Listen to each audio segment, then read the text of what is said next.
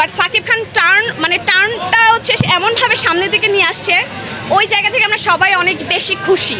Actually ওনার উপর পুরো ইন্ডাস্ট্রিটা হচ্ছে ডিপেন্ড করে, এটা কিন্তু মানতে হবে। আর এমন না যে সাকিব খানকে নিয়ে আমরা সবাই অনেক ভালো বলছি, তার মানে এমন না যে সিয়াম আহমেদ, তারপর হচ্ছে আরফিন শুভ কিংবা ওনার যারা জুনিয়র তাদেরকে আমরা পছন্দ করি না, আমরা তাদেরকেও পছন্দ করি। আমরা চাই শুধু সাকিব খান না, সাকিব খানের পাশাপাশি ওনার যে জুনিয়র হিরোরা আছে যারা এখন পর্যন্ত ইন্ডাস্ট্রিতে আসছে, ওনারাও জন্য মুভি নিয়ে আসে। অ্যাকচুয়ালি হচ্ছে সাকিব খান হচ্ছে নিজেকে যেভাবে চেঞ্জ করছে, এটা টোটালি আনএক্সপেক্টেড ছিল আমাদের কাছে।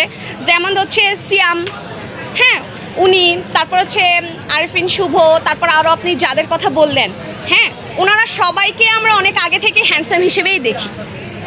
বাট এটা করে সাকিব খানকে হয়তো ওনারা হচ্ছে ওনাদের যে এক্সপেকটেশন মুভিগুলোতে কি দেখায়, আমরা কি দেখে একজন হিরোকে আমরা অনেক বেশি পছন্দ করি, বিশেষ করে আমরা মেয়েরা। কেন? কারণ হচ্ছে সে তার অপোজিট যে ক্যারেক্টারটা থাকে হিরোইন, তার জন্য যে ম্যাডনেসটা প্রকাশ করে, সেটা থেকে আমরা কি ফিল করি, আমার জামাই যদি এরকম হইতো, সেও যদি আমার জন্য এটা করতো। যে এক্সপেকটেশনগুলো যদি দেখে আমরা একজন হিরোর মাঝখানে ফুটে উঠছে, অবভিয়াসলি মানুষ তাকে নিয়ে বেশি আলোচনা করবে। সে হয়তো বা মেয়েদের যে এক্সপেকটেশন, যে ছেলেদের যে এক্সপেকটেশন, যে আচ্ছা আমিও হচ্ছে ওনার মতো করে হচ্ছে আমি আমার বউকে এরকম করে যত্ন করে রাখবো, আমি যাকে ভালোবাসবো, যে আমার হচ্ছে পার্টনার হবে, তার জন্য আমরা হচ্ছে বরবাদ করে দিব সব কিছু। ছেলেদের মধ্যে এই ফ্যাসিনেশন ম্যাডনেসটা কিন্তু আছে, রিলেট করতে পারার একটা বিষয় আছে কিন্তু ভাইয়া। সো হয়তো বা সাকিব খানের সাথে এই জেনারেশন সবচেয়ে বেশি রিলেট করে, যার কারণে ওনাকে নিয়ে সবচেয়ে বেশি কথা হয়।